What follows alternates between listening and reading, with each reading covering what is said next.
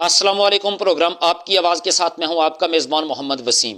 आज़ाद कश्मीर में बल्दियाती इंतखाबात का आखिरी मरहला, जिसमें चेयरमैन ज़िला कौंसल और वाइस चेयरमैन ज़िला कौंसल का इंतखाब होगा, जिसके लिए कोटली से PDM के मुश्तरका उम्मीदवार चौधरी शाहनवाज यासीन, जो कि पीपल्स पार्टी के सदर और मौजूदा मेंबर असम्बली चौधरी मोहम्मद यासीन के बेटे हैं, और वाइस चेयरमैन के उम्मीदवार सरदार उमैर नईम, जो कि साबिक वज़ीर हुकूमत और साबिक मेंबर कश्मीर कौंसल सरदार मोहम्मद नईम खान के बेटे हैं। आपने ये पूरा प्रोग्राम देखना है और फिर आपने खुद फैसला करना है कि हमारे साथ ये क्या खिलवाड़ हो रहा है। वो कहते हैं कि अंदाजे बयां गरचे बहुत शौक नहीं, शाहिद के उतर जाए तेरे दिल में मेरी बात। साबिक वजीर हुकूमत और साबिक मेंबर कश्मीर कौंसल मुस्लिम लीग नून के रहनुमा सरदार मोहम्मद नईम खान अपने बेटे को एडजस्ट करवा रहे हैं वाइस चेयरमैन के लिए, और पीपल्स पार्टी के सदर चौधरी मोहम्मद यासीन, मौजूदा मेंबर असम्बली, वो अपने दूसरे बेटे को एडजस्ट करवा रहे हैं चेयरमैन जिला कौंसल के लिए। अब अगर देखा जाए तो चौधरी मोहम्मद यासीन खुद मेंबर असम्बली हैं, उनका एक बेटा भी मेंबर असम्बली है।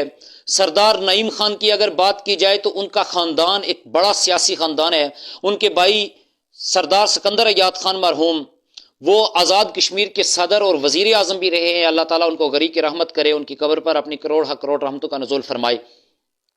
अब बात यह है कि अगर ये बड़े सियासी खानदान अपने बेटों की एडजस्टमेंट करते रहेंगे तो फिर एक आम कारकुन का क्या होगा, फिर एक आम वर्कर का क्या होगा, फिर उस गरीब जो मेंबर जिला कौंसिल है उसका क्या होगा, जो अपने बलबूते पे अपनी मेहनत पे इलेक्शन लड़ के इलेक्शन जीता और फिर मेंबर जिला कौंसिल बना।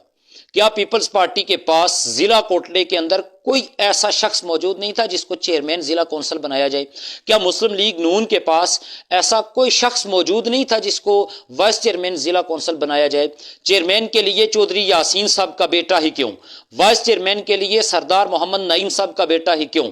क्या ये मौरूसी सियासत जो है वो आगे हम इसको डिलीवर कर रहे हैं? क्या ये मौरूसी सियासत यही चलती रहेगी या नए लोग, नए चेहरे भी सामने आएंगे? आप क्या समझते हैं कि सरदार नईम सब अपने बेटे को एडजस्ट करके कारकुनों पे बहुत बड़ा एहसान कर रहे हैं? आप क्या समझते हैं कि चौधरी मोहम्मद यासीन साहब अपने बेटे को एडजस्ट करके कारकुनों पे एहसान कर रहे हैं?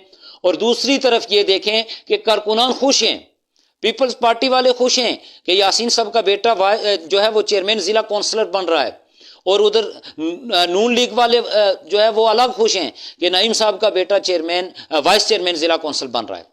वैसे अफसोस, सद अफसोस है आपकी ऐसी सोच पर। उन लोगों का क्या कसूर है कि जो इलेक्शन जीत कर यहां तक पहुंचे लेकिन उनको सियासी एडजस्टमेंट नहीं दी जा रही? कल तक नकियाल पड़ावा चौक में खड़े होकर करेलवी खानदान के खिलाफ तकरीर करने वाले शमीम रजा एडवोकेट साहब, खिजर इफ्तिखार चौधरी साहब और खालिद महमूद बानिया साहब, ये आप सरदार नईम साहब के बेटे को आप वोट देंगे? कल तक आप उनके खिलाफ तकरीरें करते थे। कहां है राजा रियासत साहब चड़ोई से, जो चड़ोई बाजार में खड़े होकर ये तकरीरें करते थे कि चौधरी यासीन का जो है ना वो यहां से गुजरना बंद कर देंगे? उनके बंदे चौधरी यासीन के बेटे को वोट देंगे। क्यों? यहां बात अपने मफादात की आ गई है। यहां चौधरी यासीन साहब का अपना मफाद था, यहां सरदार नईम साहब का अपना मफाद था। उन्होंने कारकुनों के मफाद को नहीं देखा, उन्होंने आवाम के मफाद को नहीं देखा, उन्होंने जाती मफाद को देखा। उन्होंने अपने मफाद के लिए अपने बेटों को एडजस्ट किया और मोरूसी सियासत को परवान चढ़ाया, सिर्फ इसलिए अगर किसी और को चेयरमैन जिला कौंसिल या वाइस चेयरमैन नामजद कर देते तो फिर ये समझते कि हमारे मुकाबले का हल्के के अंदर एक लीडर पैदा हो गया है। तो उन्होंने ये लीडर पैदा नहीं होने देना था, उन्होंने अपने बेटे को लीडर जो है वो बनाना था, और बाकी जितने भी कारकुनान हैं उनको गुलाम कर रखना था।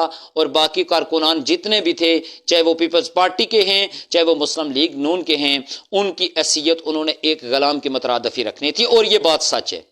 मेरी बात अगर किसी को बुरी लगती है तो हजार बार बुरी लगे, मेरा किसी से कोई जाती इख्तलाफ नहीं है, मेरा चौधरी यासीन साहब के बेटे से कोई इख्तलाफ नहीं है, मेरा सरदार नईम साहब के बेटे से कोई इख्तलाफ नहीं है। मेरी ज़ात की जहाँ तक बात है कि मैं अपनी ज़ाती राय दे रहा हूँ, आवाम की जो भी राय है वो आवाम ने देनी है, वो मैंने नहीं देनी। लेकिन बात ये सोचने वाली है कि कल तक नकियाल पड़ावा चौक के अंदर खड़े होकर करेलवी ख़ानदान के खिलाफ तकरीरें करने वाले आज करेलवी ख़ानदान को वोट देने के लिए तैयार हो गए।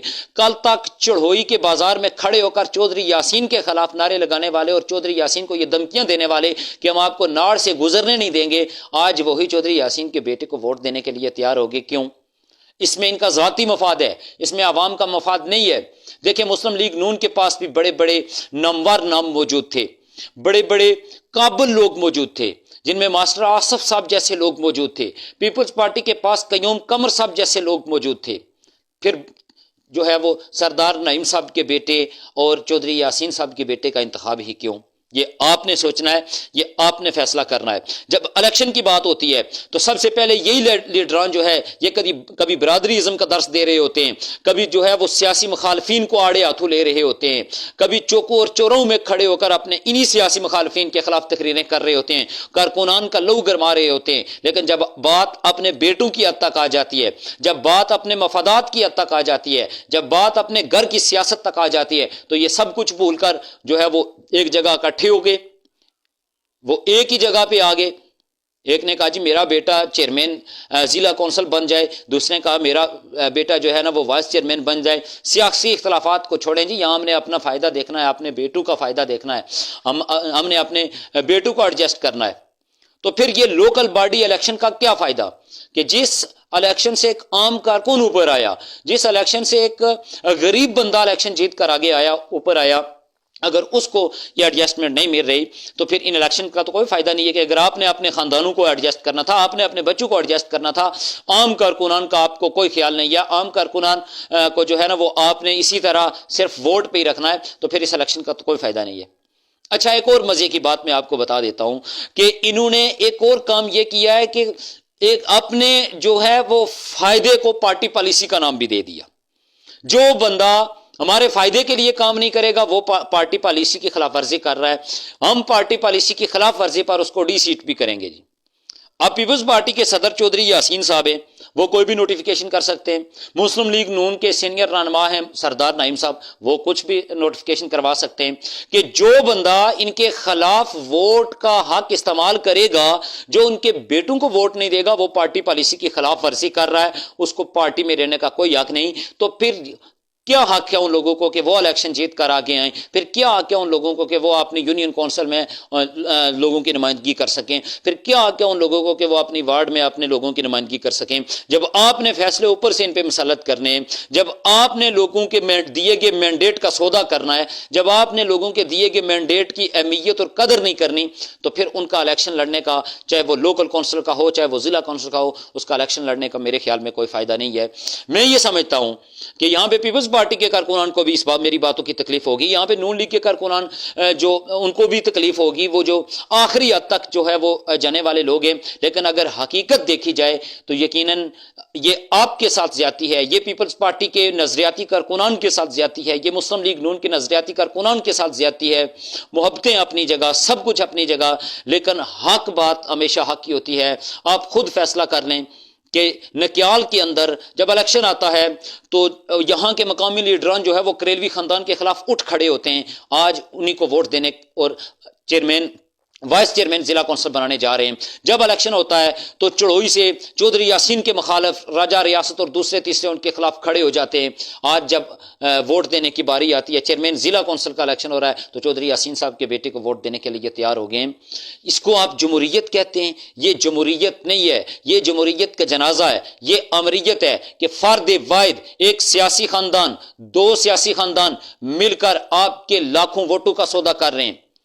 یہ جمہوریت نہیں ہے، اس کو آپ امریت سے بھی بدتر جمہوریت کہہ سکتے ہیں کہ جس میں دو سیاسی خاندان بیٹھ کر اپنے بیٹوں کی ایڈجسٹمنٹ کی بات تو کر لیں، لیکن ایک عام نظریاتی کارکن کا ان کو خیال نہ ہو، ایک عام نظریاتی ورکر کا خیال نہ ہو جو لوگوں کے ووٹ سے منتخب ہوا ہو، آپ اس کے ووٹ کا اوپر بیٹھ کے سودا کر دیں، تو یہ لوگوں کے ساتھ، یہ اپنے کارکنان کے ساتھ یہ زیادتی ہے۔ اس کو آپ پارٹی پالیسی کا نام نہ دیں، اس کو یہ کہیں کہ آپ ہمارے فائدے کے لیے جو ہے ہمیں ووٹ دیں، اس میں ہمارا فائدہ ہے، میرا بیٹا ضلع کونسل کا چیئرمین بن رہا ہے، میرا بیٹا ضلع کونسل کا وائس چیئرمین بن رہا ہے، ہم آپ کو بھی ساتھ لے کے چلیں گے۔ آپ یہ کہیں، آپ اس کو پارٹی پالیسی جو ہے وہ نہ بنائیں کہ یہاں پہ پارٹی پالیسی کی خلاف ورزی ہو جائے گی، آپ اس کو فوراً جو ہے وہ نوٹس جاری کر دیا، جناب کی شوکاز نوٹس، آپ کی جواب طلبی ہوگی۔ تو یہ خدا را یہ سیاسی کھیل بند کریں ان کارکنان کے ساتھ، اس غریب عوام کے ساتھ، یہ جو آپ سیاسی کھیل کھیل رہے ہیں اس کو بند کریں۔ دوسری طرف یہ بھی دیکھا گیا ہے کہ پی ٹی آئی کے رہنما چودھری رفیق نیر صاحب، ان کا بیٹا بھی چیئرمین کا امیدوار ہے، یہ بھی زیادتی ہے، چونکہ رفیق نیر صاحب ممبر اسمبلی ہیں تو ان کا بیٹا جو ہے وہ اگر چیئرمین ضلع کونسل ہوگا تو باقی جو لوگ جیت کر آئے ہیں وہ کس لیے آئے ہیں؟ پھر ان کا کیا جو ہے وہ قصور ہے کہ وہ انہوں نے الیکشن جیتا ہے؟ ان کو الیکشن جیتنے کا کیا فائدہ ہے؟ پھر اس سے بہتر تھا کہ وہ الیکشن لڑتے ہی نہ۔